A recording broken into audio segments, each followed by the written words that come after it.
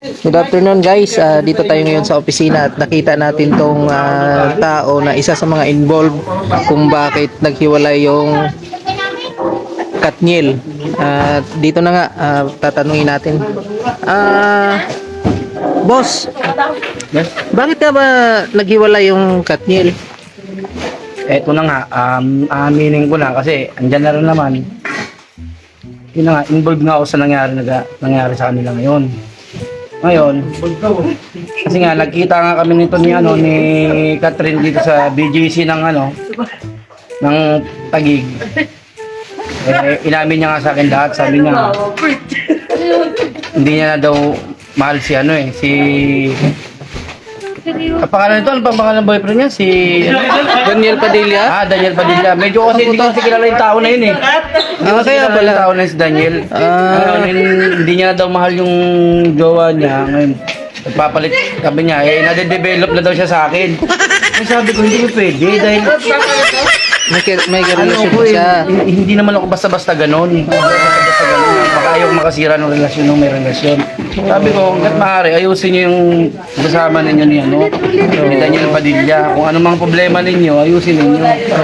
Ngayon, talaga namang, sabi niya, talagang, si Catherine talaga, talagang matagal na sa akin patay na patay. Mapili talaga, no? Kaya sabi ko, wala akong magagawa sa nararamdaman mo. Nga lang, ang iniisip ko lang, yung pagsasama ninyong dalawa. Hindi talagang sabi ko, ayaw kasi makasira ng relasyon. Ayaw makasira kasi kahit ganito tayo kagwapo, iiwas tayo sa mga ganyan sitwasyon. Kaya matawa yung mga audience natin dito kasi dito ngayon sa Oo. ito mga, sabi niya, hindi na daw niya mahal nga si Daniel Padilla. Sabi ko, titignan ko kung papasa ba siya sa standard ko, sa kategori ko na bilang isang babae, kung papasa ba siya sa akin. Re-respetohin mo. Kasi mamaya maging kami ni Catherine, tapos mawala din yung pagmamahal ko kasi alam mo naman, ibang datingan natin sa mga ganyan eh. Oo. Ayun na nga lang. Yun nga. Ano pa bang ibang katanungan nyo? Kasi ayaw ko ma-issue sa mga ganyang Kasi medyo na ngayon yan, di ba? Sa mga tao di ba?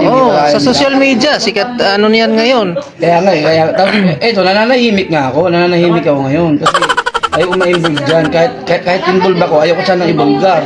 Oo. Kasi parang, ewan ko ba, sino ba nakaalam nito? Bakit napasok ako dyan ayaw ko sana ibulgar yan? Baka yung mga tropa mo rin na kilala na malapit sa iyo. Pwede, kasi minsan napapalapit din si Catherine, nakakausap niya rin yung mga tropa-tropa na umamin siguro si Catherine doon na yun nga, patay na patay siya sa akin. Buti walang si Tim Sawyer nandun, no? Ayun, no, nagsi-cellphone lang. Yan, panis, kahit yan, hindi yan sa inubra, bata ko lang sa kapugian ko. Okay. Sige boss. Thank you. Okay. Salamat, maraming salamat.